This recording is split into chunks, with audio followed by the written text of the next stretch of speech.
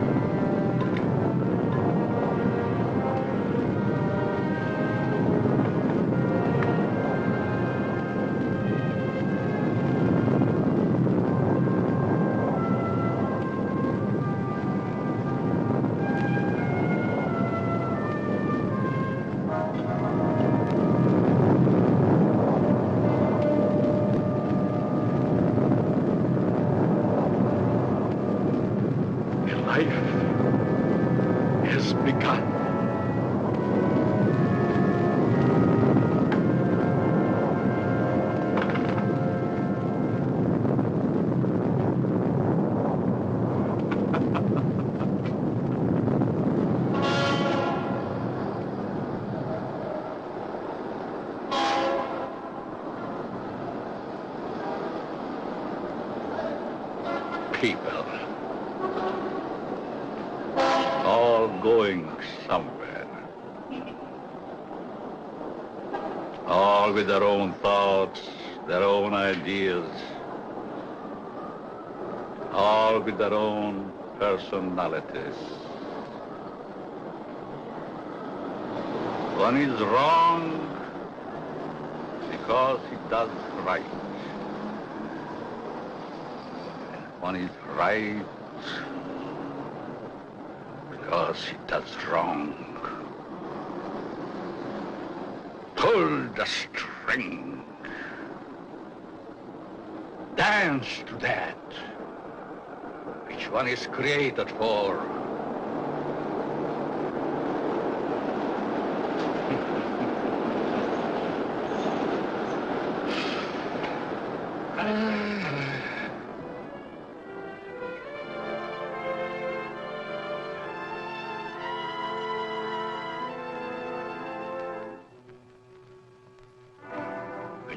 Day is begun.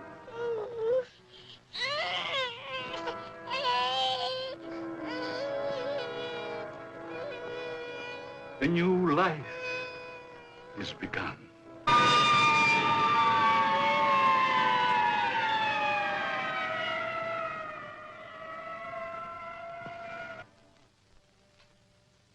A life is ended.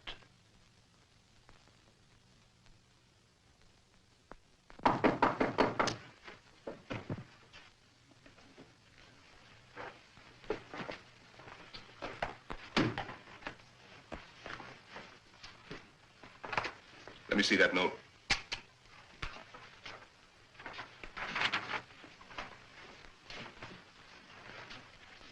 The records will tell the story. I was put in jail recently. Why? Because I, a man, was caught on the street wearing women's clothing. This was my 4th arrest for the same act. In life, I must continue wearing them. Therefore, it would only be a matter of time until my next arrest. This is the only way. Let my body rest in death forever in the things I cannot wear in life.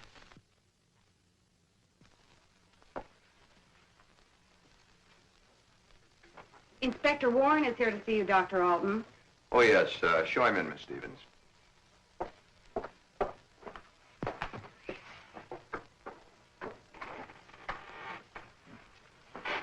Inspector? Doctor? Sit down.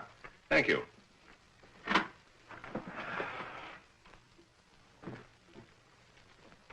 You're a very busy man, Dr. Alton, I know.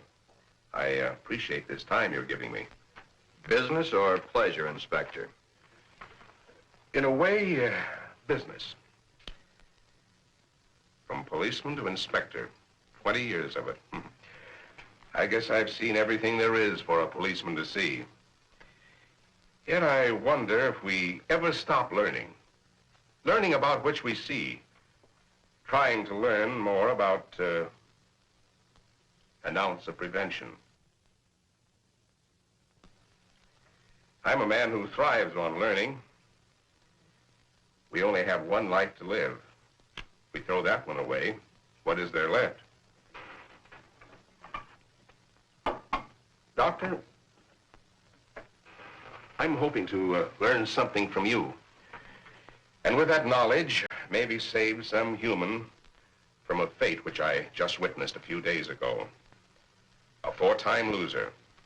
This type of case comes to me as well as yourself many times during the course of 1 month. The suicide? The suicide. Most of us have our idiosyncrasies. This fellow's was quite pronounced. Yes, but I wonder if it rated the death warrant it received. Well, that's why I'm here today, Doctor. What do we do about it? I've always heard you to be a hard-hearted policeman, Inspector. Isn't that what's thought of most policemen? The laws are written. The policeman is hired to see that those laws are enforced. We have a job to do. As in most jobs, there's always somebody who doesn't want that job to be done. In most factories today, the employer has put up suggestion boxes. Even the employer needs advice once in a while. I think in the case that we're referring to, I need advice. Maybe it shouldn't have happened as it did. But it did. Perhaps the next time we can prevent it. Let's get our story straight. You're referring to the suicide of the transvestite? If that's the word you men of medical science use for a man who wears woman's clothing, yes. Yes, in cold, technical language, that's the word. As unfriendly and as vicious as it may sound. However, in actuality, it's not an unfriendly word, nor is it vicious when you know the people to whom it pertains. Was this operation do these people any good? I understand you were quite prominent in a case that hit the headlines a few weeks ago. In some cases, yes. Others, no. Well, the papers certainly had a field day with that one. Strange as it may seem, even though it was a field day, as you so aptly put it, it's not a new story. Sex change has been performed many times. Those whose sex can be changed, they're the easy ones. But what of those who so desperately want to be of the opposite sex, yet can't change their sex? Such as was the case with Patricia, the suicide. I'd like to understand this, Doctor, as best you can tell me. You can only fully understand the sex change by taking two entirely different cases. Two men with exactly the same background, from childhood to manhood and on to their own decisions and destinations. I'd like to hear the story to the fullest. Only the infinity of the depths of a man's mind can really tell the story.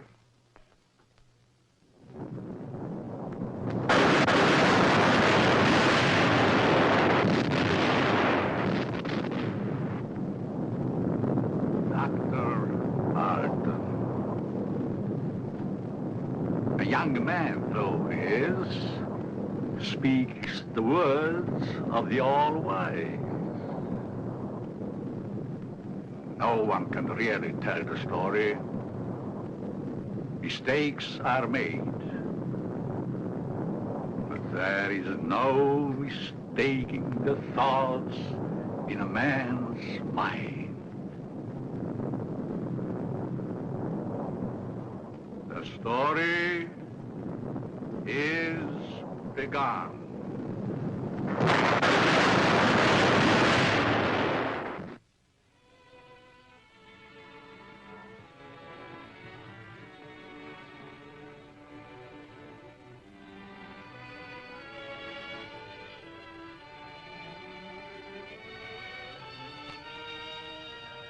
One might say, there, but for the grace of God, go I.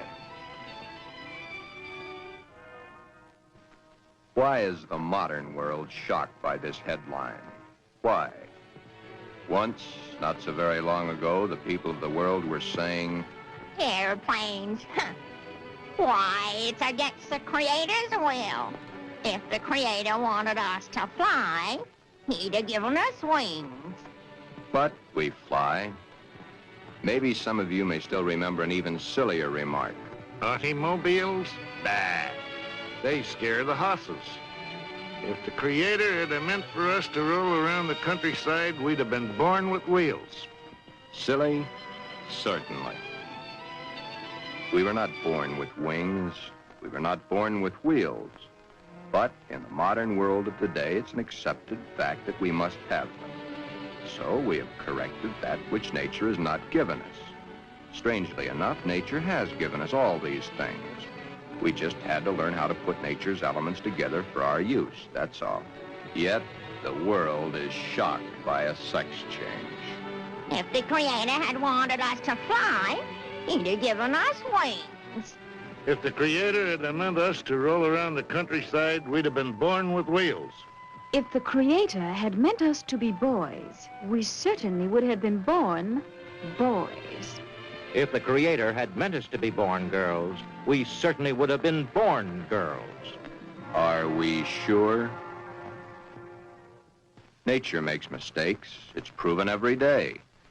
This person is a transvestite, a man who is more comfortable wearing girls' clothes. The term transvestite is the name given by medical science to those persons who wear the clothing of the opposite sex. Many a transvestite actually wishes to be the opposite sex. The title of this can only be labeled Behind Locked Doors. Give this man satin undies, a dress, a sweater, and a skirt, or even the lounging outfit he has on, and he's the happiest individual in the world.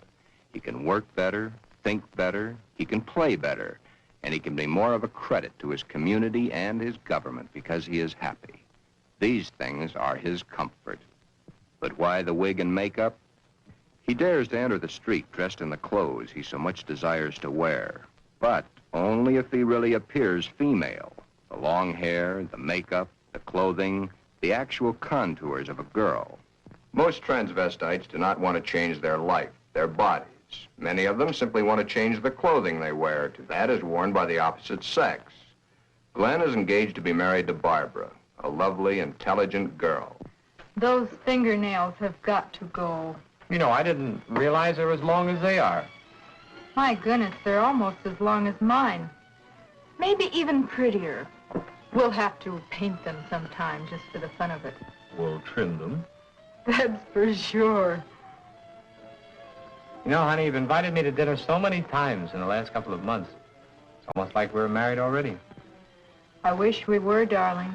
It's been a long year. For both of us. But now, my studies are through, college is concluded, and I'm free at last. Free? For the time being. Huh? Oh. How about joining me for an after-dinner drink? The living room? Mm-hmm.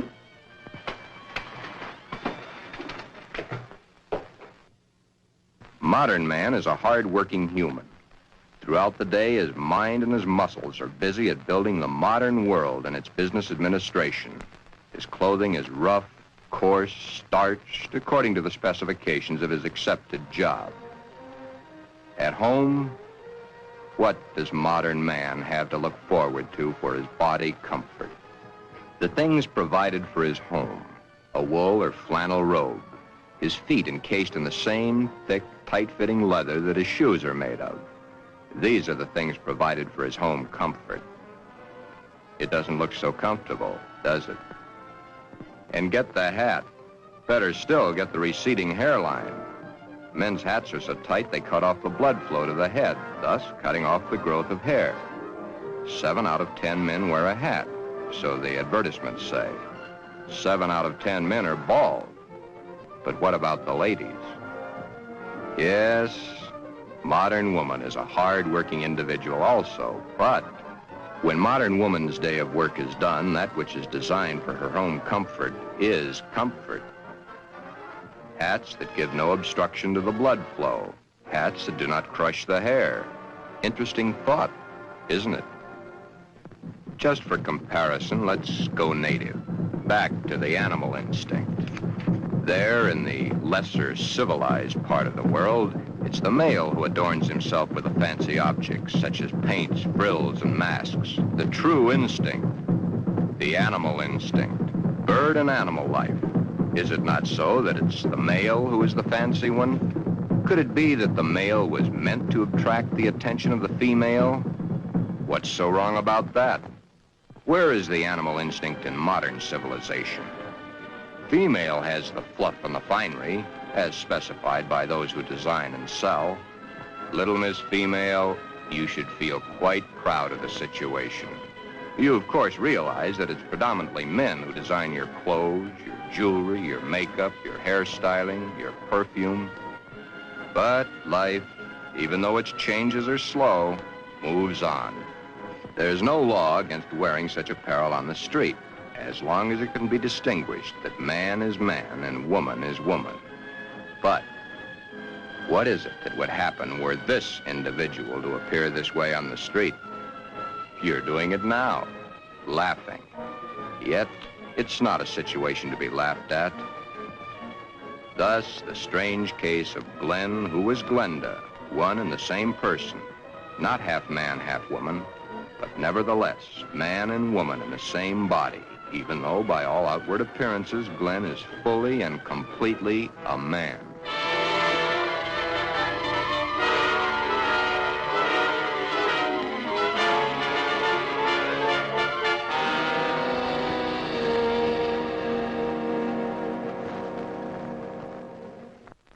Sister, let me borrow her dress. You want to borrow your sister's dress? What for? I want to wear it to the Halloween party. There are names for boys who go around wearing girls' clothes. Oh, don't be silly, darling. You go ahead and wear your sister's dress, Glen. You always did look much better as a girl than you do as a man. Glen did wear the dress to the Halloween party. He even took first prize.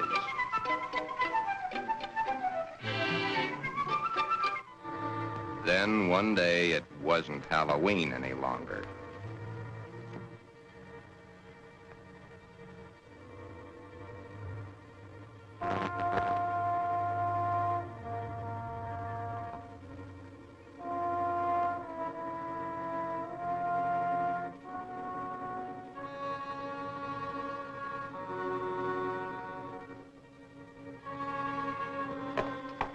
I wish I had the sight into such things to be able to advise you, Sheila. Maybe if you took the problem to a doctor. It's Glen that needs the doctor. But when things like this go wrong with someone so close and in your own family, it's so hard to believe. It's not really hard to believe. It's just hard for you to accept. Well, of course it's hard for me to accept. Suppose I were to come home with Roy or one of my other boyfriends some night and find Glen like I did last night. Yeah, that would be hard to explain. That's the understatement of the year. Just how does one go about introducing your friends to your brother when brother's wearing your best sweater and your skirt and makeup to boot?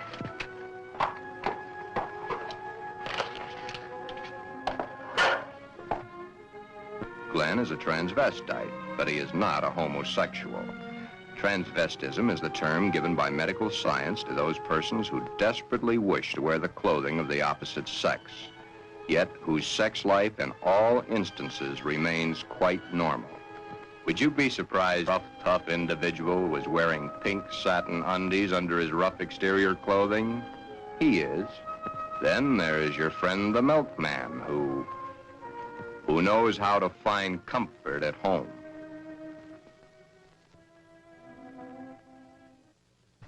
I can't stand it any longer. He wears all my clothes. Nothing is sacred to him, even my briefs. He has every one of my sweaters stretched out of shape. Of course, he has always replaced them. But then, they didn't last long either. But, Your Honor, ruffles on his shirts and shorts. Really? Glen and all the hundreds of thousands of other Glens across the nation face quite a problem. Glen is engaged to be married to Barbara, a lovely, intelligent girl. The problem? Glenda, Glen's other self.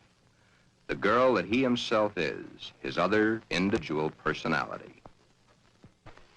You look tired tonight, Glen. Yeah, I guess I am. It's been a long day. Have you seen the paper yet? No, why? Isn't that a strange case? I wonder how some people's mind works. Well, some people aren't happy the way they are. That's a pretty drastic step to take. If it's the only way, I'm for it. I wonder what I would do in a case like that if I were in the mental turmoil that that person went through. Or if I suddenly realized that something was mentally wrong with you. Ooh, it's hard to visualize. Here we are, two perfectly normal people, got to be married and lead a normal life together. And there's this poor fellow who never could have been happy if it wasn't for modern medical science. Our fourth term in psychology explains a lot of the facts, but I'm afraid the end of study is only the beginning of reality.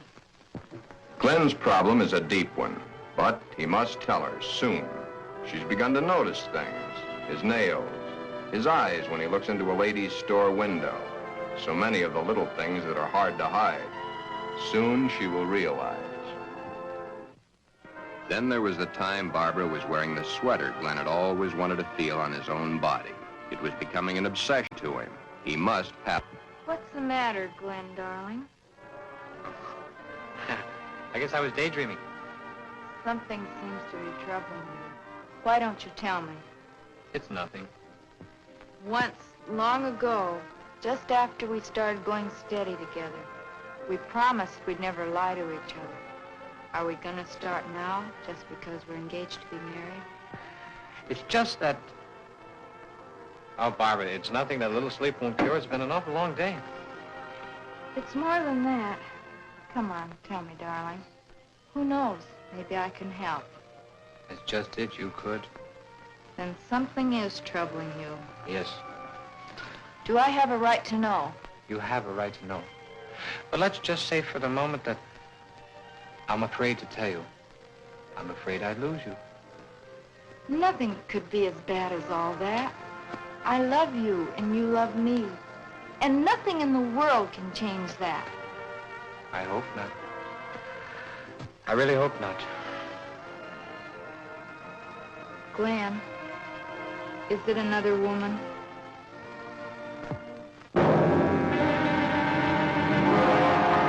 Hold the string! Hold the string! A mistake is made.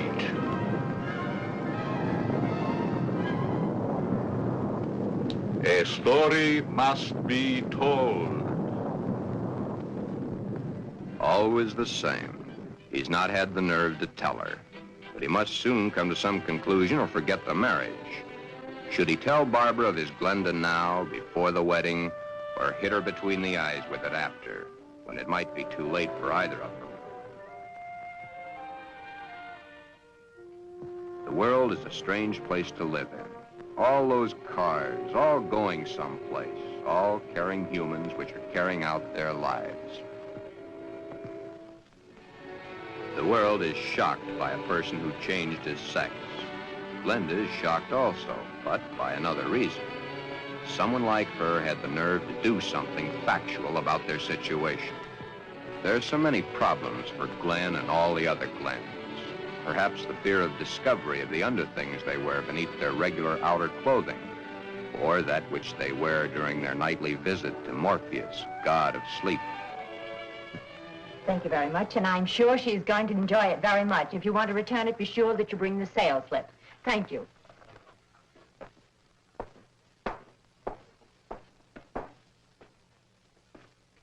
Can I help you, sir? Yeah. Let me see a 90. Well, what size? 12. The color and the material? Black, I'm very sure. Just a minute. Well, we have this here. Would you like that? Something like this? Has lace? Yeah. Perhaps he admires the material too long. You can see how sheer the material really is. Yes. You see, it's all pure nylon and only $21.95. And, of course, it will never snag.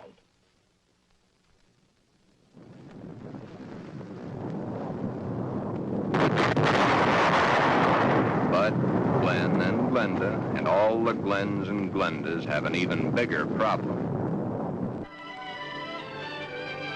Hi, Joe. Hiya, Jack. Monday again. You know, I think Monday is about the worst day of the week. A perfectly wonderful weekend, then back to the sweatshops. Too bad we was born to work. Say, did you read about the guy that changed to a girl? Says he was perfectly normal, too. How can a guy be normal and go and do a thing like that to himself? All the same, it must take a lot of guts to pull a stunt like that. That's a problem I don't ever intend to face. Maybe it's a problem we should all face. I don't get you. Just think of the unhappy life. The miserable time this world of ours must have given that poor guy. I still don't get you. Now, here is a guy who wanted to be a girl. Supposing there had been no way to change. You sound as if you're really head up on this thing. I guess I am. Do you realize what would happen if every man in the country that wanted to wear women's clothes or felt like a woman went to their doctors and wanted to change? Of course. That's why I say perhaps society should be a little bit more lenient with them. Maybe society should try to understand them as human beings. Another day done. Thank goodness. See you tomorrow, Jack.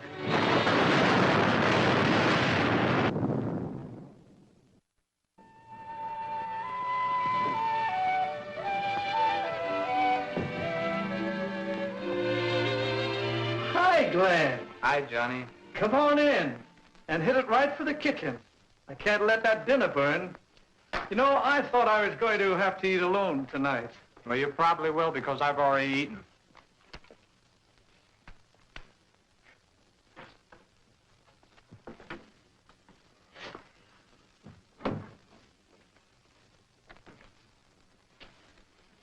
What's up?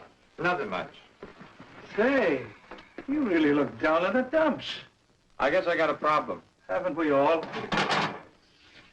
I mean a real problem, one like I've never had to face before. Our whole existence is one big problem after another. I want to get married. You have a problem.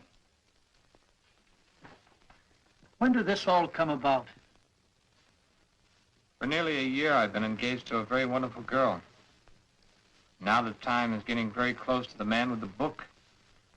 I'm scared to death. You love her? Very much. Does she love you? Yes. There's no problem. Marry the girl. Are you forgetting about my other self? You'll have to tell her, of course. Yeah. I have to tell her. But when? Before? Or after? I think you know the answer to that one yourself. My mind's in a muddle. Like in a thick fog. I can't make sense to myself sometimes. I thought I could stop wearing these things. I tried, honestly, I tried. I haven't had a stitch of them on for nearly 2 weeks until tonight. Then I couldn't stand it anymore. I had to put them on or go out of my mind. I'm afraid I'll lose her. I don't want that to happen because I really love her. Okay. Here's a story from fact. Johnny tells his story. He had not too long ago been married himself. He had kept quiet about his transvestite desires in the hopes that the new wife would never discover it. However, one day, the little woman came home unexpectedly an hour early.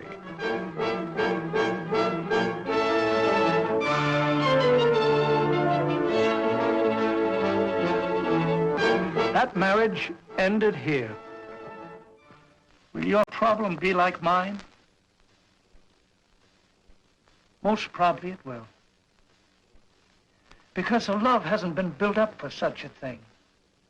She, your wife, she will not have been taught enough about the problems to cope with it. Glenda must now make her decision, or forever forget the marriage to Barbara. Glenda should consult a competent psychiatrist, but then very few transvestites wish to change their strange desires. This is their life. To take it away from them might do as great a harm as taking away an arm or a leg, or life itself. Many even carry their transvestite desires to the grave with them. Yes, it is a problem. But Glenda, remember back almost a year ago when Glen and Barbara accepted each other? Okay. That's the sixth time you've said goodnight. I guess it is. Look. Come on over here a minute.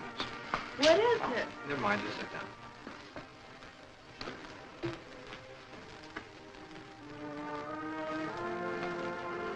Oh, I was beginning to think you'd never get around to it.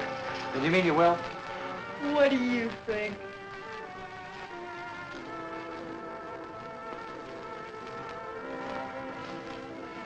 When? I must finish college first. It's only 7 months to go. Well, now, that's hardly long enough for you to get a trousseau together. How would you know about such things?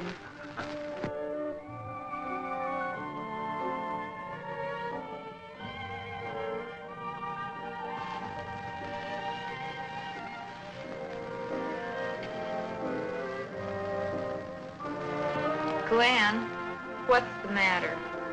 Huh? All of a sudden, you seem 1,000 miles off. Yes, I guess I was, huh? That's a mighty pretty dress you're wearing tonight. I wear my best to please you. You know, when you look at me, you just tie me in knots. I love to tie you in knots. Oh, I'll be so happy when these next few months are over. Some special reason? Of course. So you can stop kissing me goodbye at the door every night. Yes. So you can hold me close to you always. Yes. Then all you'll have to do is call and close your eyes to feel my lips on yours.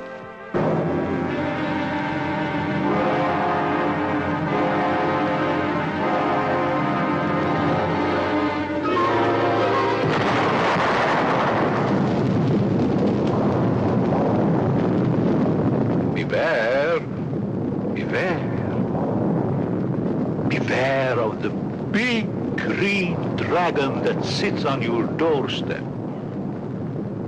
He eats little boys, puppy ducktails, and big fat snails.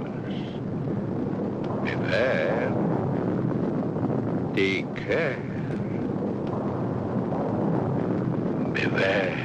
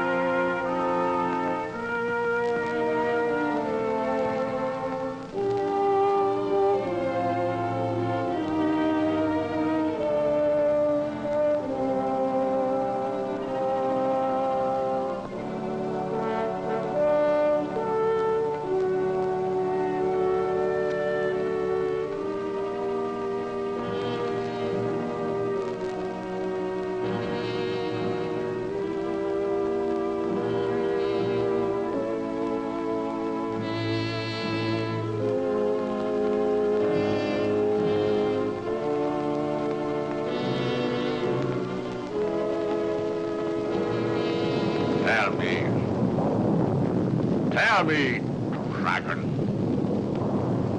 Do you eat little boys? Puppy ducktails and big fat snails?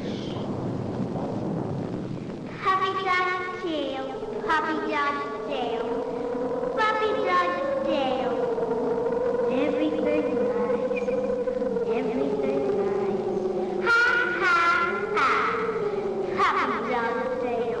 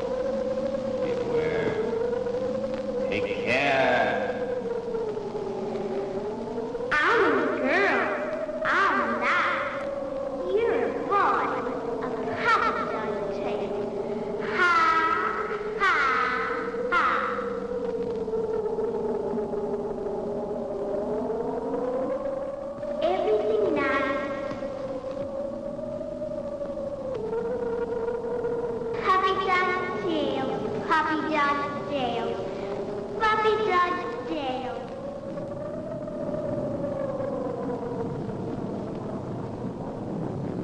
I'm a girl. I'm not. Everything nice. Everything nice. Ha, ha, ha. Puppy dog's tail.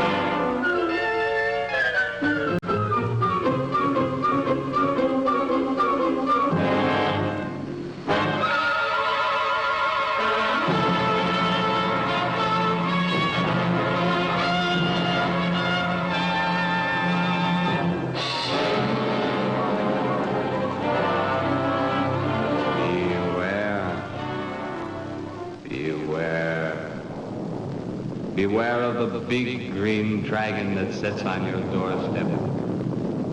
He eats little boys, puppy dog tails, and big fat snails. Beware, take care. Beware.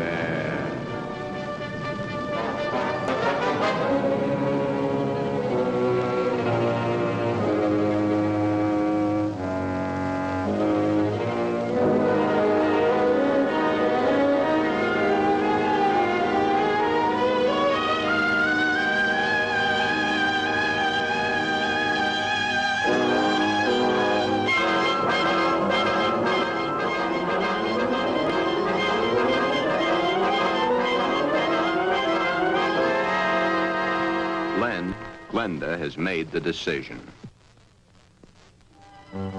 Glen has decided to tell Barbara of his dual personality. To tell her of the nighties and negligees, the sweaters and skirts, the robes and dresses, the stockings and the high-heeled shoes, the wig and the makeup. All that goes to make Glen into Glenda. He tells Barbara he cannot cheat her of the knowledge that she, as his fiancée, should possess. All the facts. He tells her softly, hurriedly at first, then slowly as he becomes more technical. His hands move to caress the smooth material of her Angora sweater. which he has so long and so desperately wanted to put on his own body. He tells of this to her, and she looks to the sweater and to his hand. Then, when it is all over and that much of the story he knows is told, Barbara is not sure of her own thoughts. That's about it, darling. I wanted to tell you for a long, long time, but just couldn't bring myself to do it. I've been too much afraid of losing you.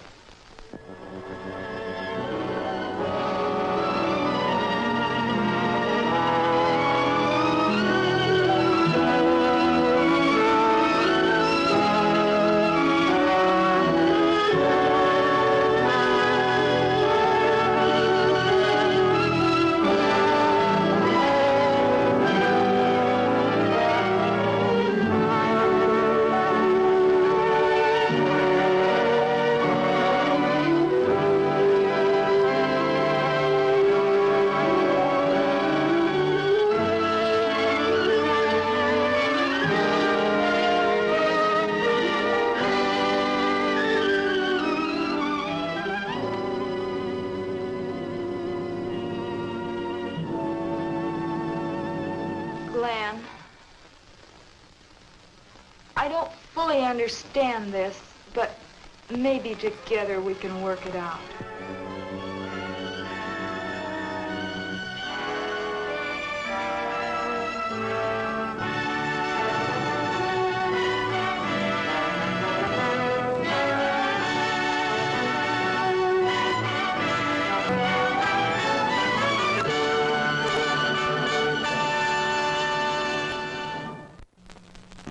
Is that the end of the story? Not quite. I'll get back to it in a minute. Glen's case is really the lesser advanced type cases. The second case is an extremely advanced one. However, I'll get to that in a moment. First, you must realize that each transvestite the world over has his own particular problem. Each case must be handled individually according to the person, his past life, and his problem.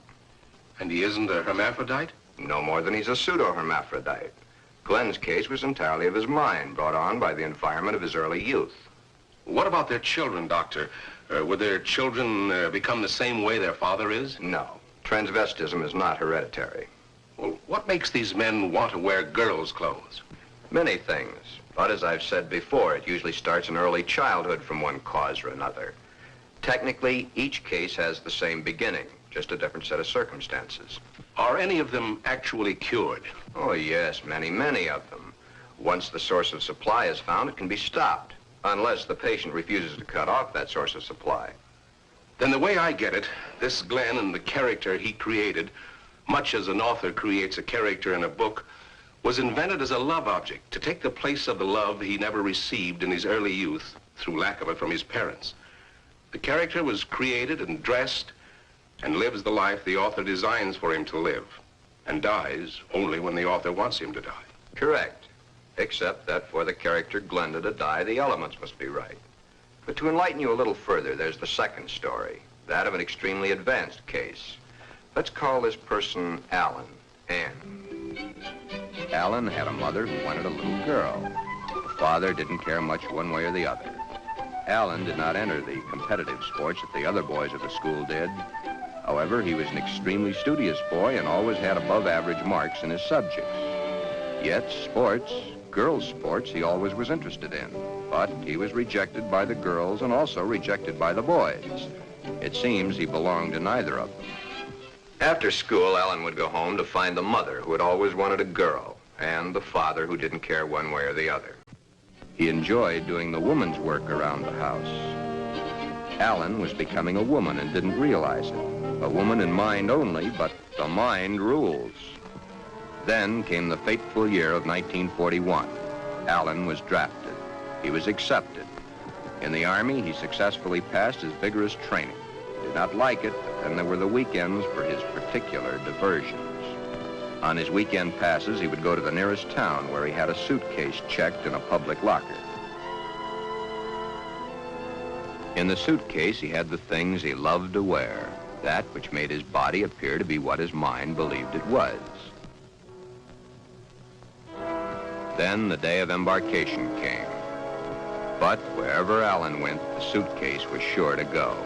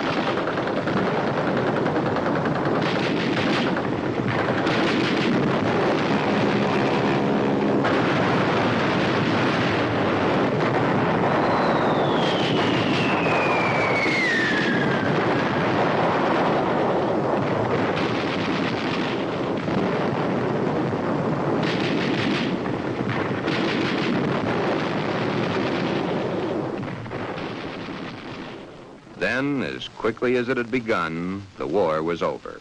Alan came home.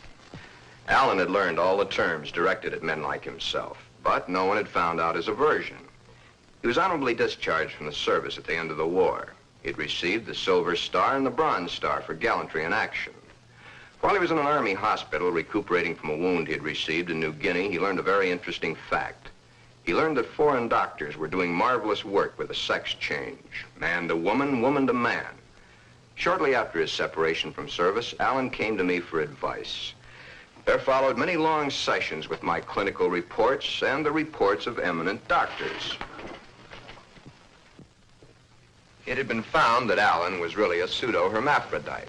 A hermaphrodite is one who has the organs of both the male and female in plain sight. A pseudo-hermaphrodite is one who has one perfectly formed organ of either sex and one imperfectly formed one that's difficult to detect. Alan was of the latter.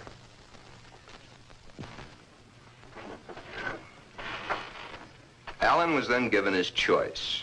That which nature had given him was a mistake. It was up to us to correct that mistake one way or the other. Alan had to decide whether he wanted to become a man or she wanted to become a woman. Both were completely possible. Small boned, fair of complexion, his hair thin like a woman's, his body slim, hips slightly girlish. It was easy to see his decision, along with the fact that he had been brought up from early childhood to believe that a woman was the thing to be. Alan decided to become a woman. This, after all the help I could give him, was only the beginning. During the following 2 years, he was to go through the tortures of the damned, but never was there a whimper from him because he knew that at the end of it all, he would at last be that which he had always dreamed. Hundreds of hormone shots were injected into various parts of his body. Alan's face was worked on with plastic surgery to smooth out the female elements. Long, tedious hours of work. The big day, or the starting of many big days, for it was to take many. The series of operations are performed slowly and at intervals to prevent any unnecessary shock to the nervous system. Still, the hormone shots continue, day after day, week after week, month after month. And even then, when the operation is over, the sex is changed, the shots must continue as long as Alan lives.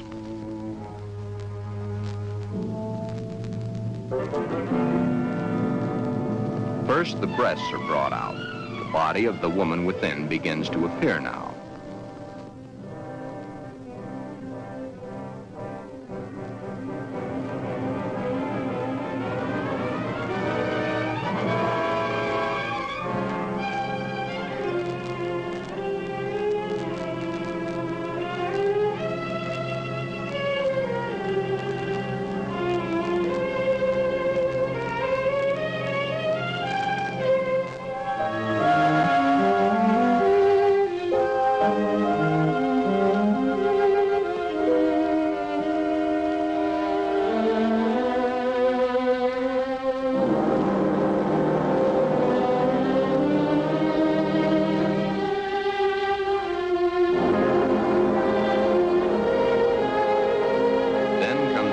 Surgery, the removal of the man and the formation of the woman.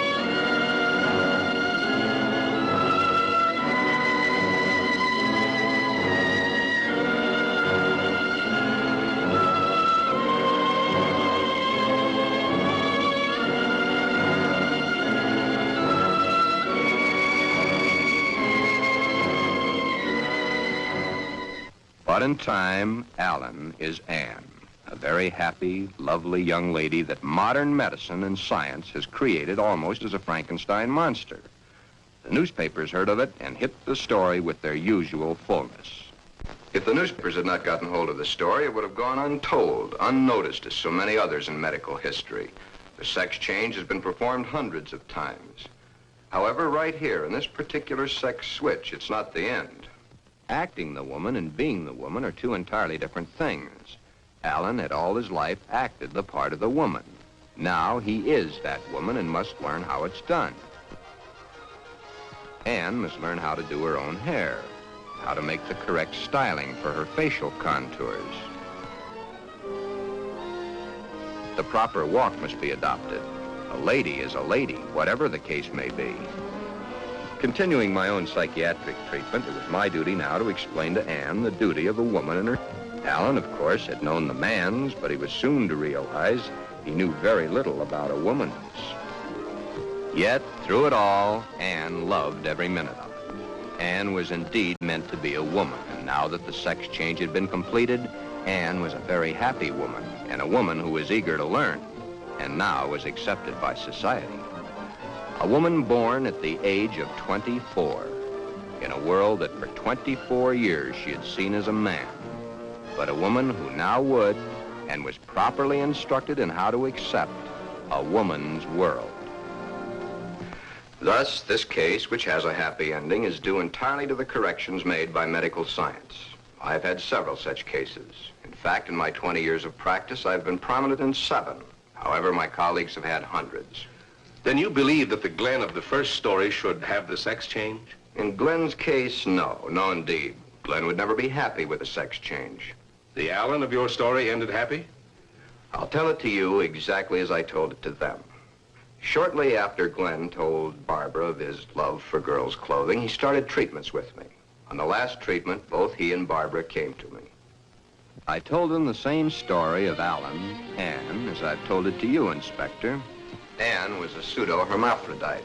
Even though one of the sexes was imperfect, she had the organs and the characteristics of both the male and female. Glen's case is an entirely different type of case. Remember I said, no matter what the case, it's a different thing. A new problem to be looked into, then solved. A new challenge to the psychoanalysis. Glen's body holds only one sex, that of the male. In all our talks, I've learned these pertinent facts.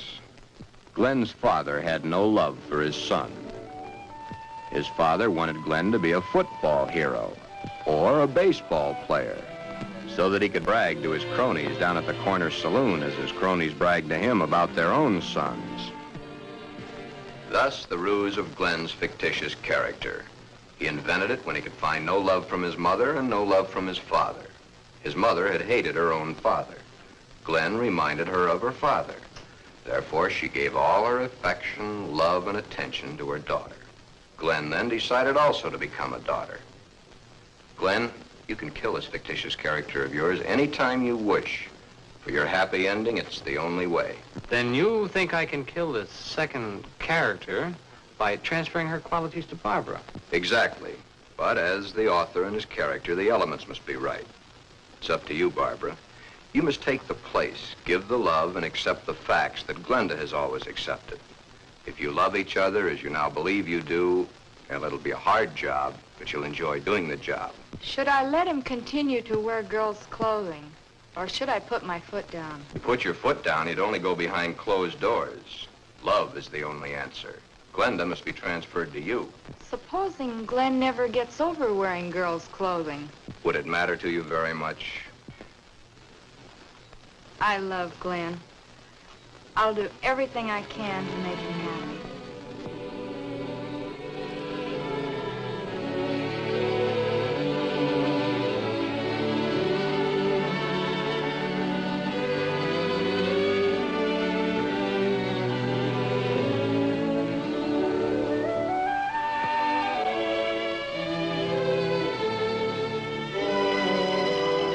The end is only the beginning. Time passes.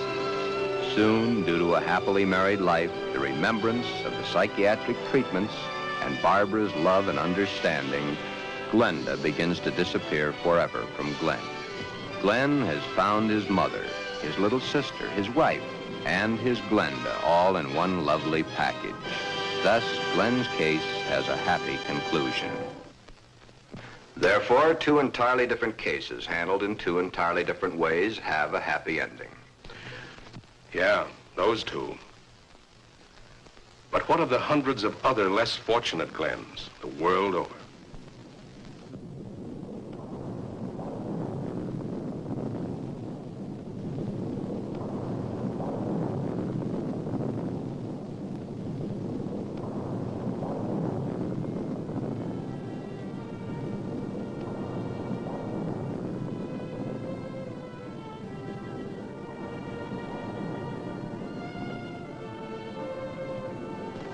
Yes. But what of the others?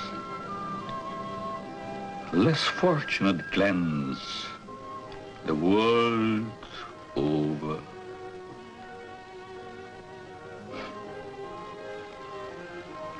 Oh, snips and snails and puppy ducktails.